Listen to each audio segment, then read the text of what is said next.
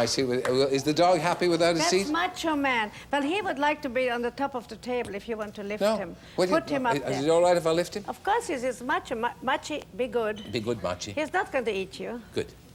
Wait a minute, the tray. Oh, my I'll move goodness. the tray. Yes. There's English with their tea. Yes, all right. Okay. Okay. Watch the tea, Macho. Macho, what's the tea, please? Yes. How old is Macho? Macho's at 9 years old. He's my oldest Shih Tzu. I have 3 more Shih Tzus, 2 German Shepherds and a Rottweiler, and 7 horses and a husband. I'm sure you don't mean to put your husband last. He's the first, but I mean, I thought about my animals first because they cost me so much money, the animals. The husband is cheap, is he? The husband is wonderful. He's not cheap. He's the most generous man I had, and I am very much in love with him. And you've had some very generous husbands, haven't you? No, not at all. All the other husbands cost me money, included Hilton. What, even the enormously wealthy one? Yeah, the enormously wealthy one didn't give me alimony or child support, and the only thing that I gave him, his mother, my Minko, this daddy in Budapest, gave me, don't talk to me enormously wealthy men. They are the most cheap.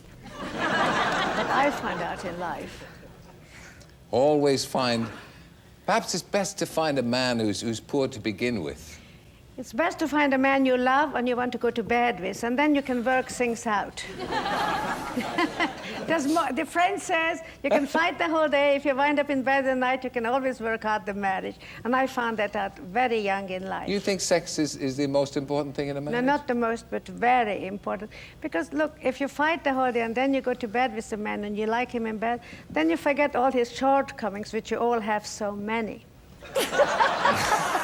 But I mean, if you're married for an awful long time, married 25 years... Oh, my God, how could you stand it? Well, he's not me, it's my wife I feel sorry for. This is my longest marriage. It's 4 years in a couple of weeks. We're giving, by the way, a big party on our ranch. Yeah. I don't see... My last marriage was 1 day, and I didn't think it will last that long. Yeah, but you give your heart so easily, don't you? Not so easily at all. But I am such a jerk, excuse the expression, it's American expression. I always fall for the real chauvinistic pigs. I think they are wonderful. And then when they're chauvinistic pigs, I'm surprised. So you're really quite silly about men. You see, you're supposed to be the most famous woman of the world in the world. Oh, not at all. Sophisticated. Oh, I forgot one thing. I wanted to slap you.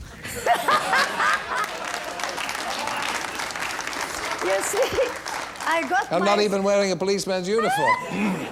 But you look to me like a chauvinistic pig, which I love. Have you finished doing your community service? 300 hours. But I must say one thing, darling, serious now. The best thing on the world happened to me. I went to the homeless, where I fall in love with every homeless and wanted to make them each a home and raise them 165,000. So the judge tries desperately to punish me, but he can't because I enjoy everything he makes me do. You see, the punishment has done you good. Jail was terrible. You see, I have a terrible claustrophobia. And to be locked up for me, you see, when I married Hilton, he once told me, I asked him, where were you last night? He says, Zsa Zsa, don't fence me in. I says, Conrad, well, I understand you. I can't be fenced in either. And let's face it, in the jail you are sort of fenced in. How long were you in jail for? Only 3 days. But that's enough. No, because I could finish my, I'm writing a book, which is right now called One Lifetime is Not Enough. And as it looks, it isn't, because I have so much living to and I've done so much already. I mean, when I dictated this book, my writer says, my God, it's impossible you lived all that. I said, that's just the beginning. What have you learned from life? As I say, you've lived a lot and you've seen a lot.